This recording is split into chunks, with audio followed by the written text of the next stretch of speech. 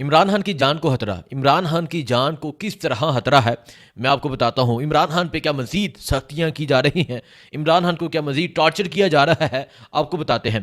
عمران خان کی فیملی کو اور وکلاء کو عمران خان سے ملنے نہیں دیا جا رہا، اس کے پیچھے وجہ کیا ہے، وجہ جاننے کی بھی کوشش کرتے ہیں اور تحریک انصاف کے لوگوں سے کچھ سوال کرنے چاہیں گے۔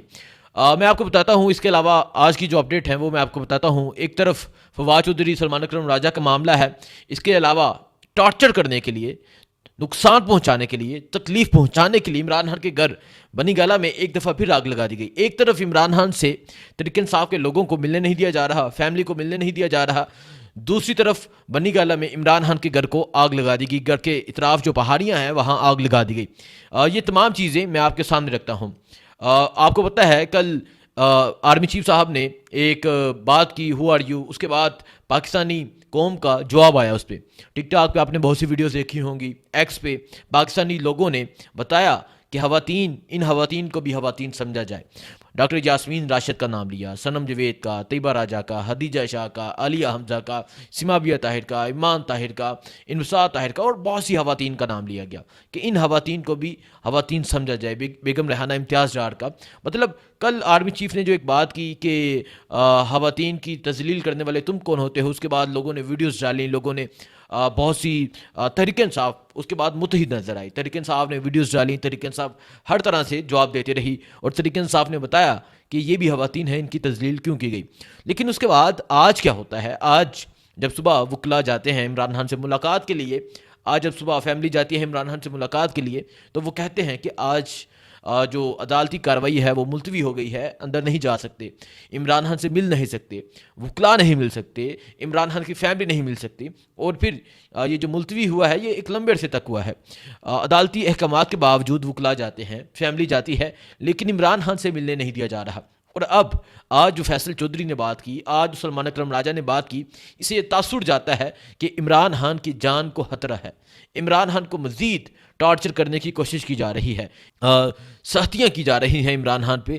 یہ آج کی پریس کانفرنس سے یہ تاثر جاتا ہے۔ دیکھیں، اس بات کو سمجھنے کی ضرورت ہے کہ کل کے جواب کے بعد آپ کو پتہ ہے کہ بہت سے لوگوں کو تکلیف پہنچی ہے، اور عمران خان جو کہتے ہیں کہ یہ قوم نہیں باز آنے والی، یہ لوگ ڈٹ کے کھڑے ہیں، یہ لوگ بات کریں گے، سوال کریں گے، پوچھیں گے۔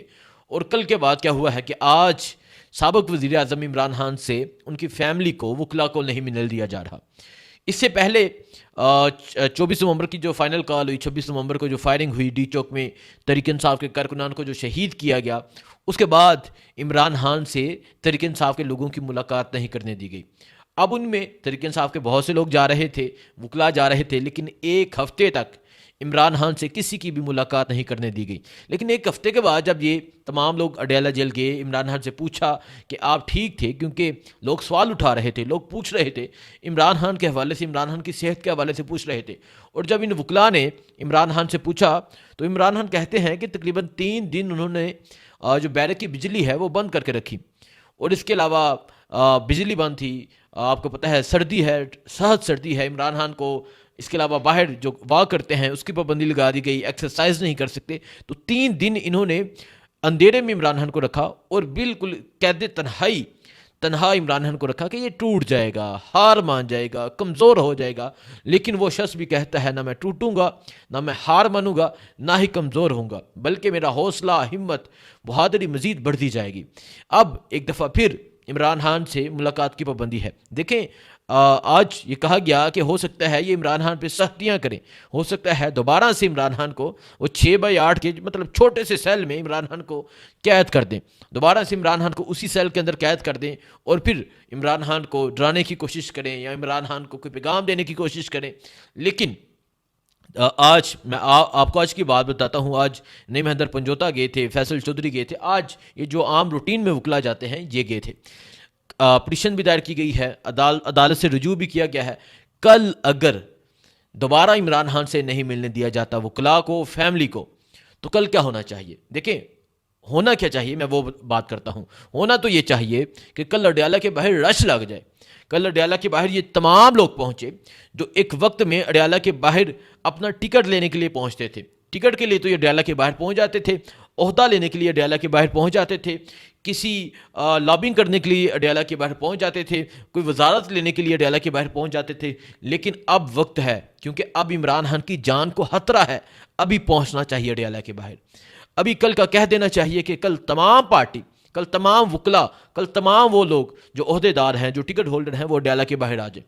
پھر پتہ چلے گا کہ آپ عمران خان سے کتنی وفاداری کرتے ہیں، آپ عمران خان سے کتنی وفاداری کا ثبوت دیتے ہیں. دیکھیں، ایک شخص جس پہ جیل میں سختیاں کی جا رہی ہیں، جیل میں ٹارچر کیا جا رہا ہے، جیل میں سختیاں کی جا رہی ہیں، اور اس شخص کے نام پہ ان لوگوں نے ووٹ لیا ہے، اور ان کا حق بنتا ہے وہاں پہنچنا.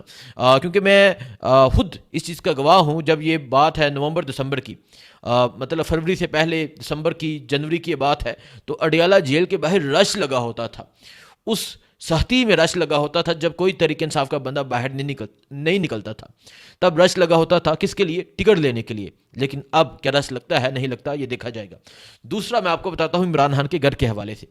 عمران خان کا جو گھر ہے بنی گالہ والا، زمان پاک میں جو توڑ پھوڑ ہوئی تھی، جو چیزیں ہوئی تھیں، وہ تو آپ سب جانتے ہیں کہ انہوں نے کوئی ایسا حربہ نہیں جو استعمال نہ کیا ہو عمران خان کو کمزور کرنے کے لیے.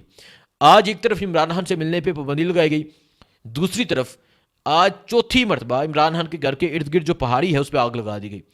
مطلب یہ جو آگ ہے یہ مزید پھیلتی جا رہی تھی. فائر بریگیڈ کو کال کی جا رہی تھی، 15 کو کال کی جا رہی تھی، لیکن وہاں کوئی عملہ بھی نہیں پہنچ رہا تھا. جو مقامی لوگ ہیں، جو بنی گالہ کے لوگ ہیں، انہوں نے اپنی مدد آپ کے تحت وہ آگ بجھائی، اور آگ بجھاتے رہے، کوشش کرتے رہے، اور تقریباً 2 گھنٹے بعد وہ آگ بجھی. اب یہ کون لوگ ہیں جو جاتے ہیں، جا کے آگ لگا دیتے ہیں اور یہ سمجھتے ہیں کہ آگ پھیل جائے گی اور آگ پھیل کے یہ بنی گالہ کو اپنی لپیٹ میں لے لے گی؟ اگر یہ آگ پھیلی تو یہ آگ پھر ہر گھر تک جائے گی، یہ آگ پھر ہر اس شخص تک جائے گی جس کو اس آگ سے تکلیف پہنچے گی. دیکھیں، عمران خان کو تکلیف پہنچانے کے لیے، نقصان پہنچانے کے لیے، کمزور کرنے کے لیے اس کے گھر کے باہر آئے دن آگ لگا دیتے ہیں. ان سردی کی راتوں میں، ان سردیوں میں کون آگ لگاتا ہے؟